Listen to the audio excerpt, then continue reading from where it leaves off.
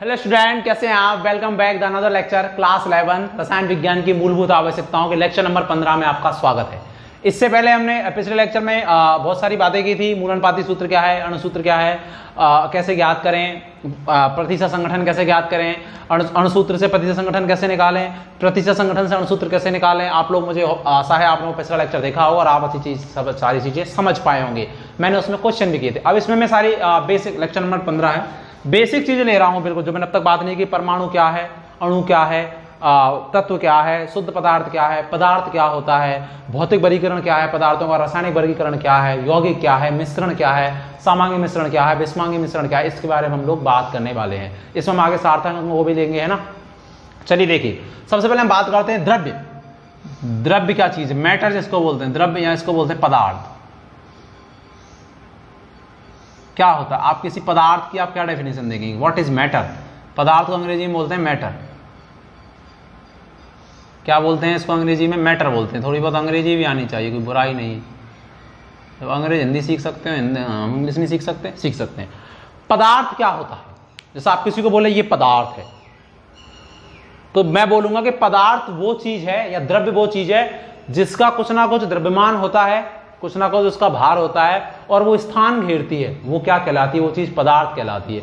मैं बोलूंगा कि ये ये है मेरे पास, ये सैनिटाइजर, ये क्या है, ये इसकी बोतल है, ये पदार्थ। क्यों? क्योंकि इसका कुछ ना कुछ द्रव्यमान होगा और ये स्थान घेर रही, तो चीज क्या कहलाएगी, पदार्थ। तो पदार्थ या द्रव्य की मैंने क्या परिभाषा दी कि जिसका कोई ना कोई द्रव्यमान होता है और वो स्थान घेरती है, वो क्या कहलाती है, पदार्थ कहलाती है। जैसे बैट है, बॉल है, बल्ला है, जो भी सारी चीज दुनिया में दिख रही है, पदार्थ। ठीक है।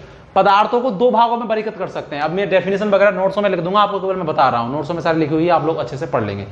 पदार्थों को दो भागों में वर्गीकृत कर सकते हैं, दो आधार। देखो, आपको बस ये चार्ट बनाना है। एक तो भौतिक वर्गीकरण,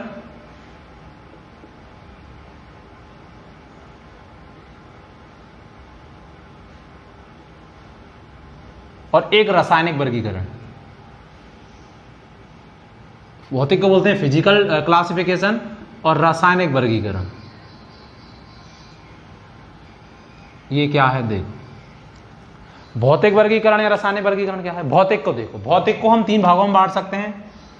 मुझे पता है कि जनरली पदार्थ की तीन अवस्था होती हैं। भौतिक अवस्था मुझे दिखती है, एक तो ठोस, एक द्रव और एक गैस। वैसे बहुत सारी अवस्था आ गई, जैसे प्लाज्मा भी आ गई है, मीसोमॉर्फिक, तो हम आगे बात करेंगे वो चीजों की। अभी हम सामान्य कितनी अवस्था होती है पदार्थ की, तीन। एक कौन होते हैं, ठोस, जिनको हम क्या बोलते हैं इंग्लिश में, सॉलिड।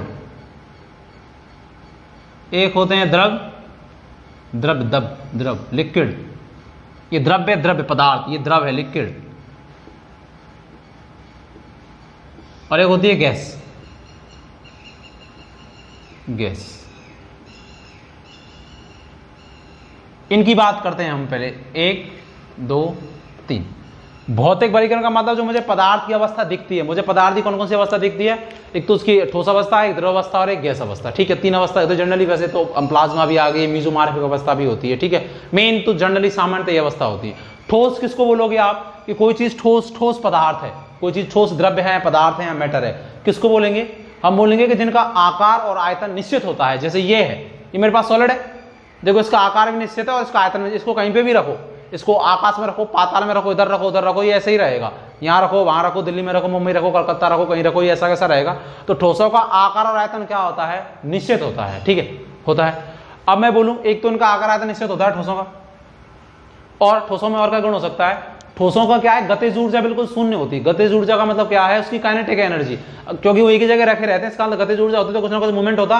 इसका मतलब गतिज ऊर्जा क्या है, बिल्कुल जीरो होती है। इसीलिए जहां आप रखते हैं किताब को, जहां आप रखते हैं वहीं रखी रहती है, इसमें चल के यहाँ बह के दूसरी जगह पहुंच जाती नहीं, पहुंचती ना। इसका मतलब इनकी गतिज ऊर्जा कैसी होती है, लगभग शून्य होती है। ये असंपीर्ण होते हैं, बड़ी, जैसे आप ये दिख रहा है मुझे, तो इसको दबाऊंगा इतनी आसानी से नहीं दबेगा। जैसे गैस होती है, उनको दबाया जाता है तो सिलेंडर में गैस भर जाती है, तो गैस में क्या संपीड़ता का गुण पाया जाता है। असंपीर्ण का मतलब कंप्रेस नहीं होते हैं जनरली, कौन, सॉलिड, तो इनमें असंपीर्ण होते हैं। मुझे पता है, अगर मैं बात करूं द्रवों की, कि द्रव क्या होते हैं, द्रव्य पदार्थ होते हैं जिनका आयतन तो निश्चित होता है लेकिन आकार निश्चित नहीं होता। जैसे मुझे पता है कि इसमें अगर 1 लीटर पानी है तो इसमें डालूंगा तो इस आकार का हो जाएगा, किसी बड़ी बोतल में डालूंगा तो उस आकार का हो जाएगा। लेकिन ये पता है कि 1 लीटर है, उसका आयतन क्या रहेगा, निश्चित। द्रव वो होते हैं जिनका आयतन तो क्या होता है, निश्चित, लेकिन आकार निश्चित नहीं होता। उनमें खुद ही सापेक्षता की गति पाई जाती है। जैसे पानी को डालते हैं तो अपने आप धीरे धीरे धीरे धीरे बहता चला जाता है, उसको बोलते हैं हम सापेक्षिक गति की, कैसी गति कर रहा है, अपने आप जा रहा है। ये भी क्या है, इनमें भी संपीड़ितता गुण आसानी से पाया जाता है नहीं, क्योंकि इनमें भी थोड़ा बहुत आकर्षण रहता है आपस में। जैसे ठोसों की तुलना में तो कैसा रहता है, कम, और लेकिन गैसों की तुलना में कैसा रहता है, ज्यादा आपस में अणुओं में। ठोसों में तो प्रॉपर आकर्षण होता है अणुओं के मध्य या परमाणु के मध्य, इसीलिए तो वो पैक रहते हैं बिल्कुल। जैसे ये है बिल्कुल, इसमें जो भी इसमें पार्टिकल होंगे सब में कैसा है, आकर्षण है, तो एक जगह क्या है, वो डटे हुए हैं, उनका आकार आयतन क्या है, निश्चित। लेकिन द्रवों में ठोसों की तुलना में थोड़ा कम आकर्षण होता है, इसलिए द्रव क्या करने लग जाते हैं, थोड़े थोड़े बहने लग जाते हैं, ठीक है, फ्लो होने लग जाते हैं। ये मैंने बात कर ली। और देखो मैं और क्या प्रॉपर्टी बता सकता हूँ गैस की, ऐसी मैं गैस की बता सकता हूँ। गैस की क्या क्या प्रॉपर्टी होती है, हम लोग आसानी से बता सकते हैं गैस की भी। देखो गैस के बता सकते हैं कि गैस क्या है, गैस का ना तो आकार और ना ही आयतन। जनरल बात कर रहे हैं हम लोग, अभी अच्छे से नहीं जा रहे। जब हम गैस अवस्था पढ़ेंगे, ठोस अवस्था पढ़ेंगे, तो हम और अच्छे से बात करेंगे। गैस कौन होती है, जिनका ना तो आकार निश्चित होता है और ना जिनका आयतन निश्चित होता है। कुछ भी निश्चित होता है, इस कमरे में थोड़ी सी गैस छोड़ो, फिस पूरी कमरे में हो जाती है, स्प्रे लगाओ पूरे कमरे में हो जाती है, ठीक है। इसका मतलब उनका आकार निश्चित कब हो, अब ऐसा कब होगा, जब उनके अणुओं के मध्य आकर्षण ज्यादा होगा या कम होगा, होगा ही नहीं बिल्कुल। अगर आकर्षण होता तो वो पास पास रहते, अब आकर्षण नहीं, तभी तो दूर दूर भाग रहे हैं मॉलिक्यूल। तो गैस को इस कमरे में छोड़ो, चाहे छोटे कमरे में छोड़ो, बड़े कमरे में, वो पूरे में उसका आकार और आयतन क्या कर लेते हैं, निश्चित। गैस का कोई आकार आयतन निश्चित नहीं होता, जिसको उसमें डालो वैसी हो जाती है, ठीक है। तो उसमें संपीड़ितता का गुण पाया जाता है, क्योंकि जो इंटर इलेक्ट्रॉन आकर्षण होता है, जो आपस में आकर्षण बल होता है, वो बहुत कम होता है। तो जब एकदम सिलेंडर में गैस भर देते हैं तो इसका मतलब कंप्रेस करके तो भरते कि नहीं भरते, कंप्रेस का मतलब संपीड़ित कर देते हैं उसको, तो वो सिलेंडर में भर जाती है, इसका गुण पाया जाता है, ठीक है। ये जर्नी हमने किसकी बात कर ली, ठोसों की, द्रवों की, और किसकी बात कर ली हमने, गैसों की बात कर ली। ठोसों के अगर मैं और कोई गुण की बात करूं, जैसे मैं बोलूंगा ठोसों का और क्या हो सकता है, मैं बोलूंगा ठोसों का घनत्व अधिकतम होता है, क्योंकि ठोसों क्या निश्चित आयतन में रहते हैं। तो अगर आयतन निश्चित होगा तो आयतन कम है, तो मुझे बताया घनत्व बराबर द्रव्यमान बटे आयतन, तो द्रव्यमान उच्च है, आयतन फिक्स है, तो घनत्व कैसा होगा, ज्यादा। मैं बोलूंगा गैसों का घनत्व निम्नतम होता है, क्योंकि गैसों का आयतन कैसा होता है, ज्यादा, और घनत्व और आयतन एक दूसरे का, अपन ने 10वीं में पढ़ा होगा कि घनत्व बराबर द्रव्यमान बटे आयतन। तो गैसों का आयतन ज्यादा, तो घनत्व कैसा हो जाएगा, कम हो जाएगा, ठीक है। एकांक आयतन में जो मास, जो द्रव्यमान होता है, वो क्या कहलाता है, घनत्व कहलाता है, D बराबर m/v। चलो ये इसके बारे में जनरल बात होगी। अब हम बात करते हैं रासायनिक वर्गीकरण की। रासायनिक वर्गीकरण देखो, रासायनिक वर्गीकरण में क्या है, इसको दो भागों में बांटा जा सकता है। एक तो शुद्ध पदार्थ, शुद्ध पदार्थ, और एक मिश्रण। शुद्ध पदार्थ में कौन कौन आते हैं, शुद्ध पदार्थ में आते हैं तत्व, और कौन आते हैं, यौगिक। तत्व आते हैं और कौन आते हैं, यौगिक। मिश्रण में आते हैं सामांगी मिश्रण और विषमांगी मिश्रण। देखो रासायनिक वर्गीकरण में कौन कौन आ रहा है, एक तो कौन आ रहा है, शुद्ध पदार्थ, और एक आ रहा है मिश्रण। शुद्ध पदार्थ में दो चीजें आती हैं, एक तो शुद्ध पदार्थ क्या चीज होती है, तो शुद्ध पदार्थ, रासायनिक वर्गीकरण के आधार पर पदार्थों को दो भागों में बांटा है, एक तो शुद्ध पदार्थ और एक क्या, मिश्रण। शुद्ध पदार्थ के बारे में बात करूं, शुद्ध पदार्थ क्या होगा, शुद्ध पदार्थ वो होगा, कोई चीज शुद्ध है तो इसका मतलब उसमें से कोई चीज को अलग नहीं कर सकते। तो शुद्ध पदार्थ की अगर हम परिभाषा बोले तो बोलेंगे शुद्ध पदार्थ वह पदार्थ होता है जिसको किसी भौतिक प्रक्रम द्वारा क्या नहीं कर सकते, हम अलग नहीं कर सकते कि इसमें ये चीज अलग है, ये चीज अलग है। जैसे मैं बात करता ग्लूकोज, ग्लूकोज होता है, ग्लूकोज, ग्लूकोज का फॉर्मूला जो होता है वो होता है C6, हमने थोड़ा 10वीं में भी पढ़ा होगा, नहीं पढ़ा तो C6H12 और O6। इसका मतलब इसमें कौन है, कार्बन है, कौन है, हाइड्रोजन है, और कौन है, ऑक्सीजन है। ग्लूकोज एक शुद्ध पदार्थ है, अपने आप में ग्लूकोज ग्लूकोज ही है। तो इसमें से हम कार्बन, हाइड्रोजन और ऑक्सीजन को क्या नहीं कर सकते, सेपरेट नहीं कर सकते, क्योंकि पूरा का पूरा एक क्या है, शुद्ध पदार्थ, इसमें कोई भी मिलावट नहीं है। तो जिसमें से भौतिक प्रक्रम द्वारा जिनमें से उनके पदार्थों को पृथक नहीं कर सकते, उसमें जो चीज लगी जो है जिससे वो बना है पूरा शुद्ध पदार्थ, तो वो क्या कहलाएगा, शुद्ध पदार्थ कहलाएगा। जिसमें से उनके जो अवयवी हैं उनको भौतिक प्रक्रम द्वारा क्या नहीं कर सकते, पृथक नहीं कर। जैसे ग्लूकोज है, ग्लूकोज अपने में शुद्धि होता है, उसमें होता क्या क्या है, तो कार्बन होते हैं, हाइड्रोजन होते हैं, और कौन होते हैं, ऑक्सीजन होते हैं, तो उनको अपन पृथक नहीं कर सकते, तो वो क्या कहलाएगा, शुद्ध पदार्थ। शुद्ध पदार्थों को दो भागों में बांटा है, एक तो बांटा है तत्व में और एक बांटा है यौगिक में। अब तत्व क्या है, देखो तत्व में दो चीज आती है, एक तो आते हैं एटम और एक आते हैं मॉलिक्यूल।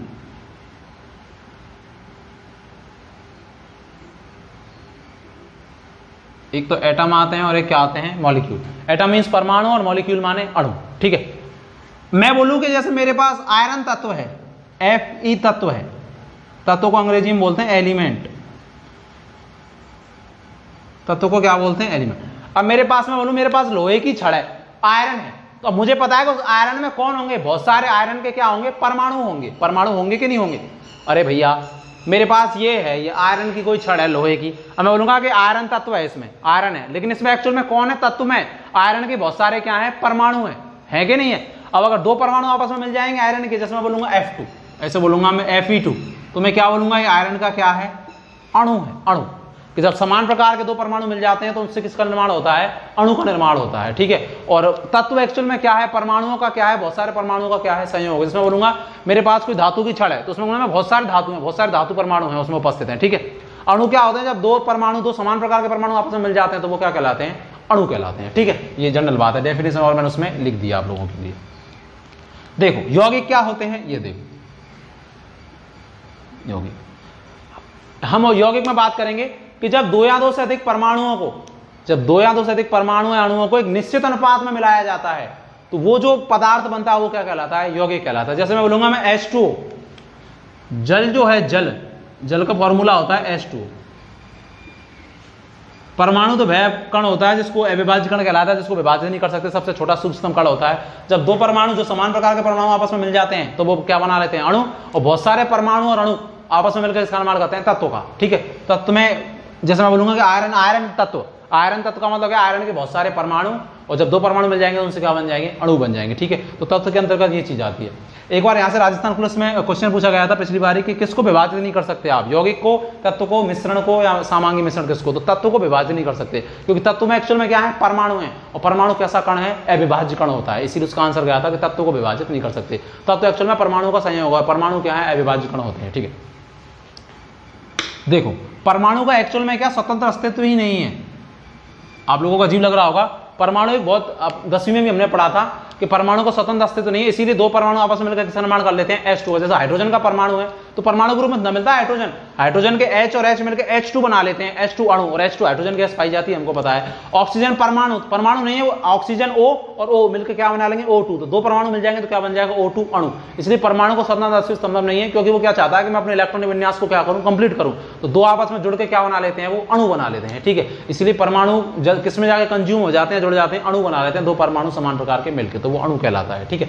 देखो और हम परमाणु संरचना में बात करेंगे परमाणु के बारे में और अच्छे से, अगली जो यूनिट है हमारी। देखो यौगिक क्या है, मैं बोल रहा हूं जब दो या दो से अधिक परमाणु अणुओं को एक निश्चित अनुपात में मिलाया जाता है, उनका एक निश्चित अनुपात में जब मिलाया जाता है, उससे जिस पदार्थ का निर्माण होता है वो क्या कहलाता है, यौगिक कहलाता है। जैसे मैं बोलूंगा कि, जैसे मैं जनरल भाषा में तो बोल देता हूं जल का अणु, लेकिन जल एक्चुअल में अणु नहीं है, जल यौगिक है, क्योंकि उसमें ऑक्सीजन और हाइड्रोजन का अनुपात निश्चित है। हमने पहले भी बात की थी, स्थिर अनुपात के नियम में भी बात की थी। देखो किसी स्थिर अनुपात का नियम पर देखना, लेक्चर को पीछे करके आपको पता चलेगा कि ऑक्सीजन H2O में हाइड्रोजन और ऑक्सीजन का अनुपात क्या है, 2:16, क्योंकि हाइड्रोजन का द्रव्यमान कितना 1 और H2O तो कितना हो गया 2, और ऑक्सीजन के एक परमाणु का कितना होता है, मोल कॉन्सेप्ट में बहुत बार बात कर ली 16, तो ये कितना आ जाएगा 1:8, ठीक है। इसका मतलब इसका एक निश्चित अनुपात है। अब आप जल को चाहे बारिश से प्राप्त करो, चाहे नल से प्राप्त करो, चाहे हौद से प्राप्त करो, चाहे कुएं से प्राप्त करो, उसमें हाइड्रोजन और ऑक्सीजन का अनुपात क्या रहेगा, 1:8 रहेगा। यही हमने स्थिर अनुपात के नियम में बात की थी, लेक्चर 2 में या 1 में हमने बात की थी, ठीक है। तो यौगिक क्या है, जब दो परमाणु या दो या दो से अधिक परमाणु आपस में मिलकर एक निश्चित अनुपात में जिस पदार्थ का निर्माण करते हैं वो क्या कहलाते हैं, यौगिक कहलाते हैं, ठीक है। अब देखो मिश्रण क्या है, मिश्रण के बारे में बात आई। मिश्रण नाम से पता चल रहा है कि जब दो या दो से अधिक पदार्थों को किसी निश्चित अनुपात में नहीं मिलाया जाता तो जो अशुद्ध पदार्थ का जो निर्माण होता है वो क्या कहलाता है, मिश्रण कहलाता है। मैं क्या बोल रहा हूं, जब दो या दो से अधिक पदार्थों को या परमाणु को एक निश्चित अनुपात में वैसे कर दी गड्ढ बकेला टाइप का, तो उससे जो थोड़ी देसी लैंग्वेज में, तो उससे जो पदार्थ का निर्माण होता है वो क्या कहलाता है, मिश्रण कहलाता है। कोई निश्चित अनुपात नहीं होता, ठीक है, उनको मिला दिया वैसे ही, तो वो मिश्रण कहलाता है। मिश्रण भी दो प्रकार के होते हैं, एक तो सामांगी और एक विषमांगी। सामांगी मिश्रण को बोलते हैं होमोजीनस, और विषमांगी को बोलते हैं हेट्रोजीनस। ये क्या चीज है, सामांगी मिश्रण क्या चीज और विषमांगी मिश्रण क्या चीज है। देखो मिश्रण तो मुझे पता है कि जब दो या दो से अधिक पदार्थ को मिलाया जाता है अनिश्चित अनुपात में, पता नहीं क्या है, तो उससे जिस पदार्थ का निर्माण होता है वो मिश्रण कहलाता है। मिश्रण को मैंने दो भागों में बांट दिया कि एक तो सामांगी मिश्रण और एक विषमांगी मिश्रण, होमोजीनस और हेट्रोजीनस। देखो क्या है सामांगी मिश्रण का मतलब यह है कि जब मैंने जो दो पदार्थ आपस में मिलाए हैं, तो मैंने विलयन वाले में भी बात की थोड़ी सी कि विलयन जो होता है वो एक सामांगी मिश्रण होता है, जिसमें एक तो क्या होता है विलेय और एक क्या होता है विलायक। जिसकी मात्रा ज्यादा होती है वो विलायक सॉल्वेंट और जिसकी मात्रा कम होती है वो विलेय। मैंने बोला विलयन एक सामांगी मिश्रण होता है। तो सामांगी मिश्रण का मतलब क्या है कि मैंने जो दो पदार्थ मिलाए हैं वो आपस में एक दूसरे में पूरे मिल जाएं, उनको मैं जैसे मैंने किसी कंटेनर में नमक का विलयन बनाया, नमक डाला पानी में और उसको ऐसे मिला दिया तो नमक पूरा मिल जाता है कि नहीं मिल जाता पानी में। तो मैं चाहे मैं 1 चम्मच नमक निकालूं, चाहे मैं इसमें से पूरा 1 गिलास नमक मिलाऊं, उसमें नमक का जो पानी का जो उनमें जो मिश्रण का जो अनुपात होगा वो समान आएगा सभी भागों में। उनकी जो नमक की जो सांद्रता होगी उसमें पानी में जब वो घुल गया वो सभी जगह क्या आएगी समान आएगी।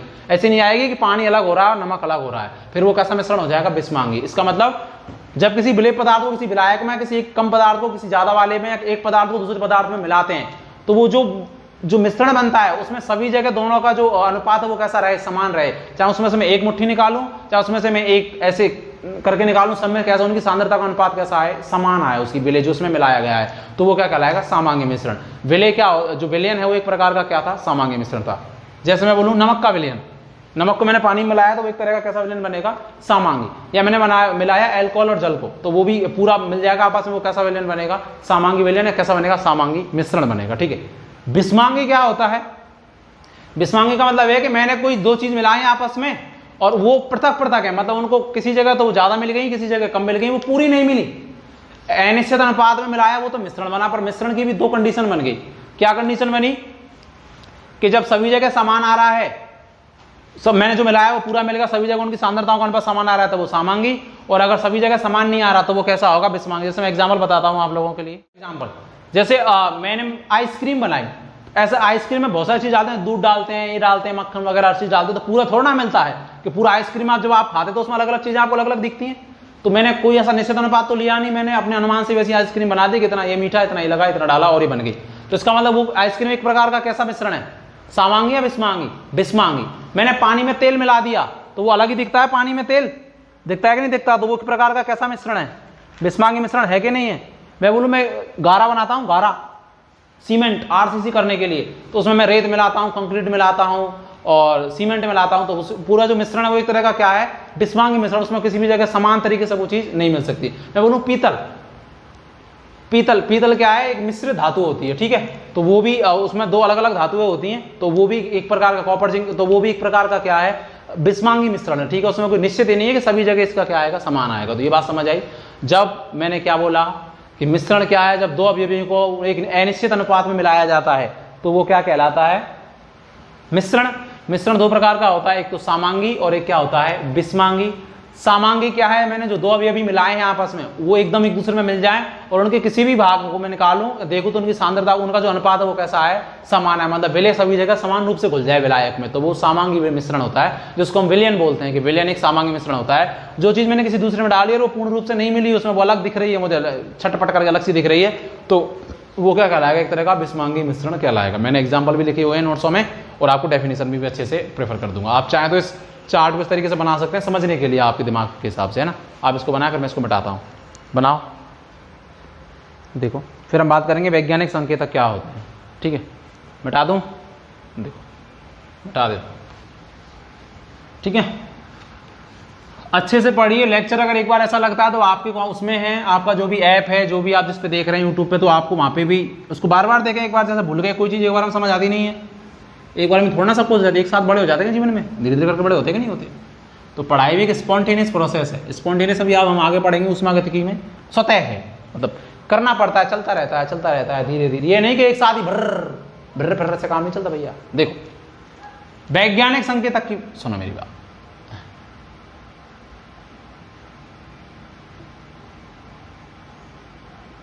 जर्नल टर्म है उनकी बात कर रहे हैं, मैंने पहले नहीं बताई थी, शायद सिलेबस में आपके पहले दी हुई हो सकती है, लेकिन कोई बात नहीं। जो मेन चीज़ थी वो हमने पूरी पढ़ ली है इस यूनिट में। वो ये यूनिट भाई बहुत ज़्यादा इंपॉर्टेंट है एग्जाम के पॉइंट ऑफ व्यू से, प्रतियोगी परीक्षाओं की जो तैयारी करते हैं, इसीलिए मैंने इसमें बहुत सारे क्वेश्चन कराए हैं। आपको नोट्स भी इसको उपलब्ध करवाऊंगा, बस आप इसको अच्छे से पढ़ें। ये है मतलब पूरा फर्स्ट लेक्चर से लेकर लास्ट तक देखें, आपको लगेगा कि यार मुझे मतलब कॉन्फिडेंस आएगा आपको, मुझे ऐसा लगता है, मेरा ऐसा मानना, अगर आप मेहनत करेंगे तो आपको भी ऐसा लगेगा।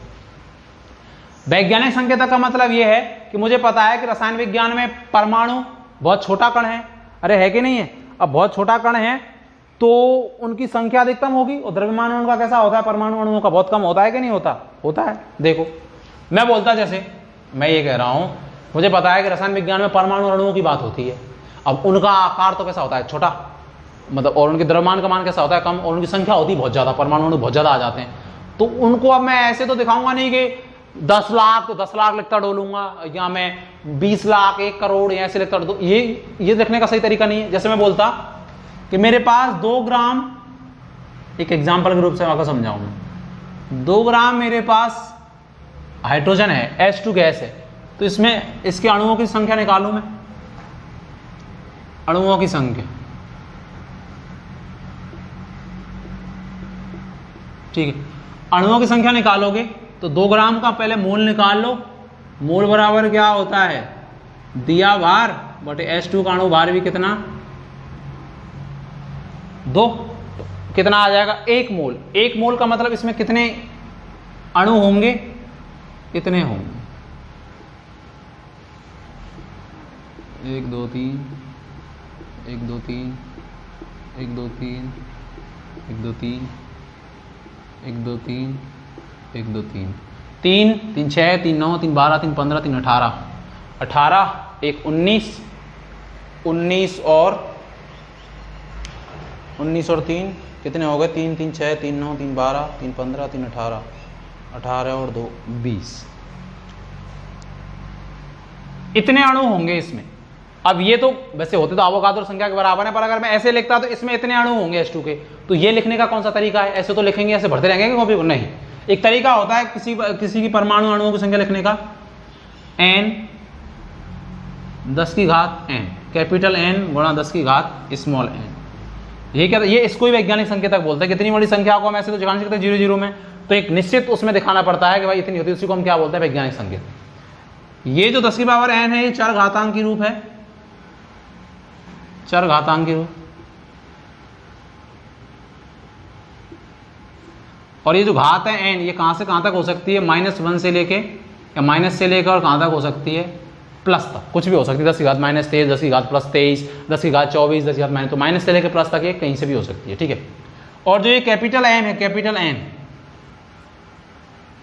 इसका मान कहां से कहां तक हो सकता है, 1 से 9, 1 से 10 तक, कुछ भी हो सकता है, होता है कि नहीं होता, ये हो सकता है। जैसे इसको मुझे लिखना होता तो मैं कैसे लिखता है इस चीज को, इतनी, इसके इतने अणु हैं, ये तो समझाने के लिए आप पहले ही जानते हैं कि 1 मोल के बराबर अवोगाद्रो संख्या के बराबर अणु होते हैं। अगर अणु है तो 2 ग्राम है तो 2 ग्राम में मोल कितने आ गए, 1 मोल, तो 1 मोल में कितने होंगे वो हम लोग बता सकते हैं।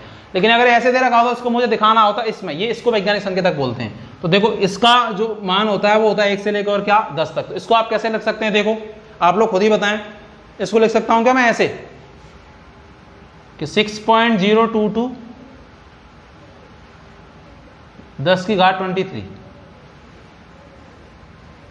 लिख सकता हूं। देखो कितनी जीरो, 1 2 3 4 5 6 7 8 9 10 11 12 13 14 15 16 17 18 19 20 20 और 3 क्या, ये कॉमा है, कॉमा 20 और 3 23, ठीक है।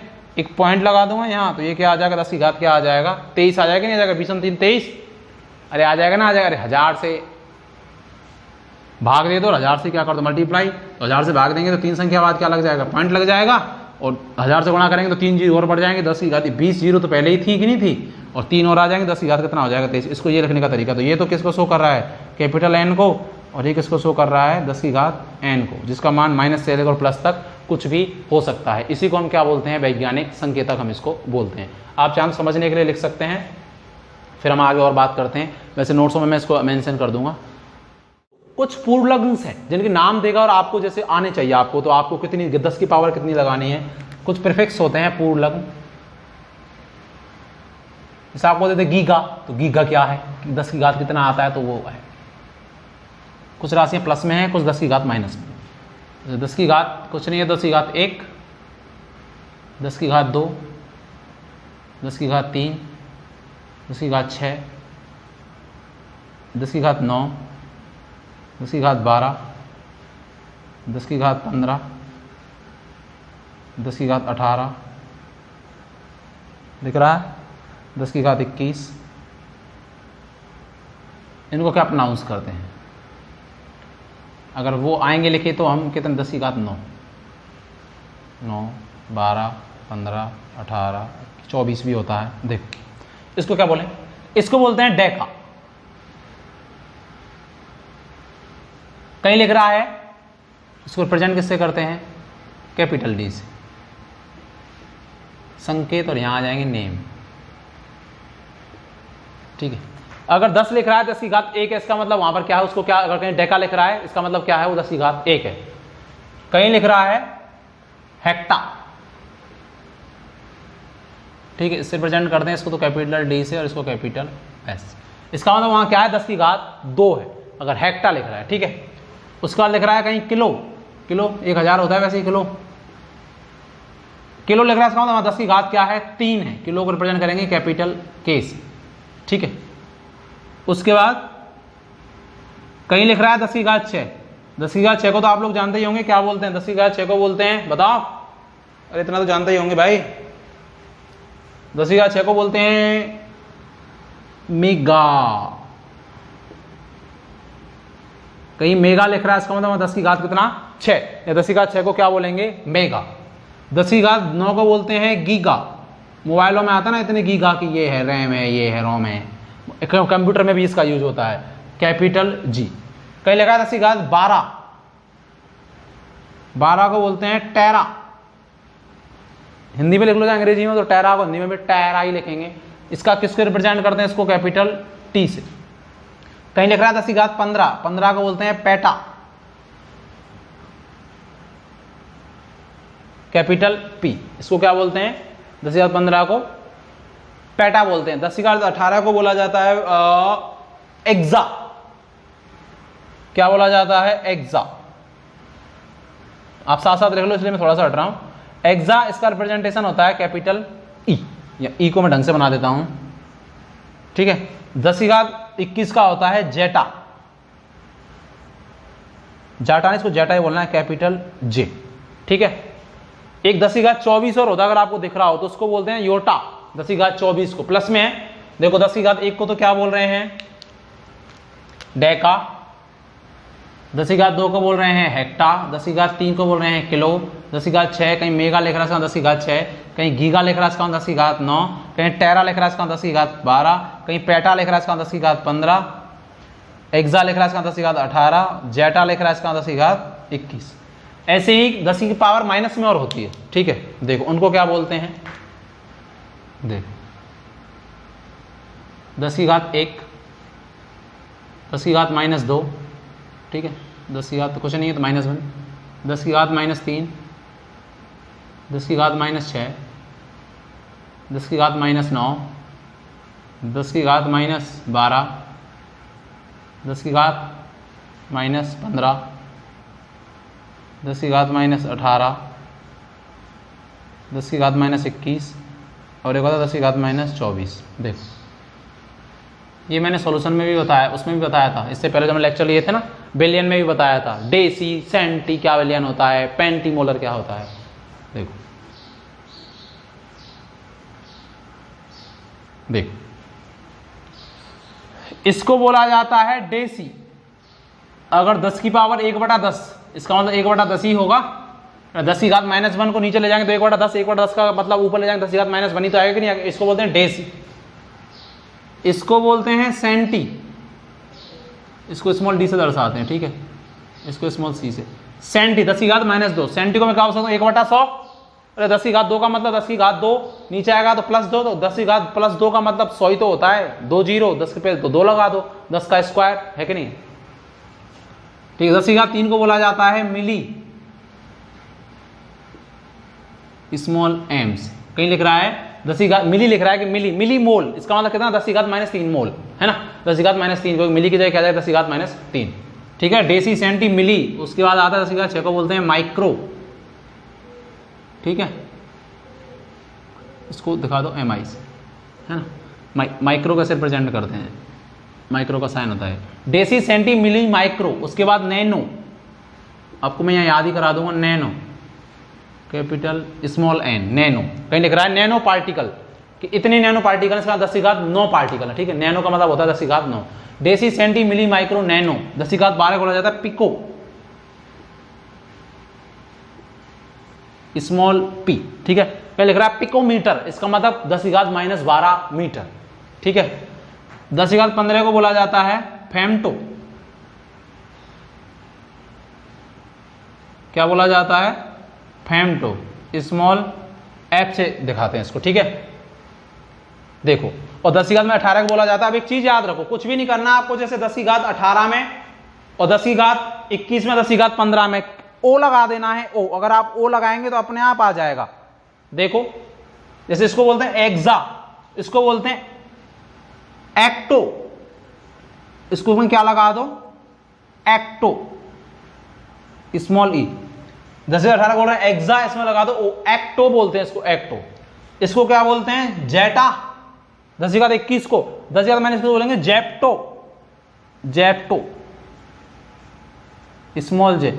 इसका मतलब आप कहीं प्रतियोगी परीक्षा दे रहे हैं और आप भूल गए हैं कि प्लस वाली घात कौन सी है, 10⁻18 18, 10⁻−21, 10⁻+21। तो जहां ओ की ध्वनि आ रही है, ओ किसमें आएगी, नेगेटिव में आएगी। देखो, femto, atto, pico, nano, micro, ओ आ रहा है कि नहीं आ रहा सब में, जिनमें भी ओ की ध्वनि आ रही है वो सारे के सारे किसमें है, नेगेटिव में है, ठीक है। इसको बोलते हैं क्या, जेप्टो। 10⁻24 को बोला जाता है योक्टो,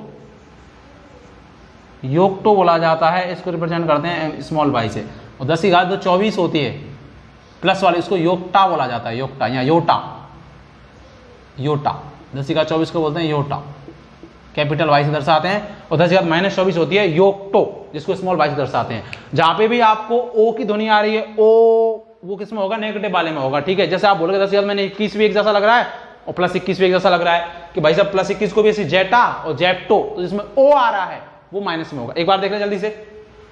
10⁻1 डेका, हेक्टा, किलो, 3 6 मेगा, 9 को गीगा, 12 को टेरा, 10⁻15 को पेटा, 18 को एक्सा और 21 को जेटा और 24 को योटा।